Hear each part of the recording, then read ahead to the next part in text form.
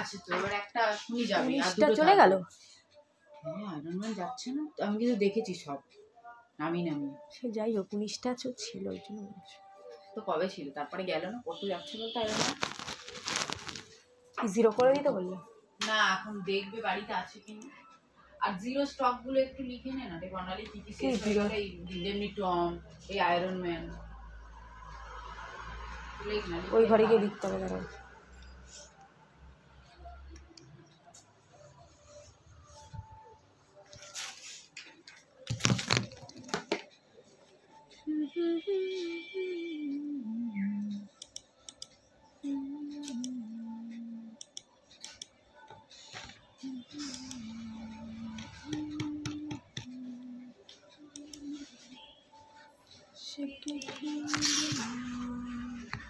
I told you.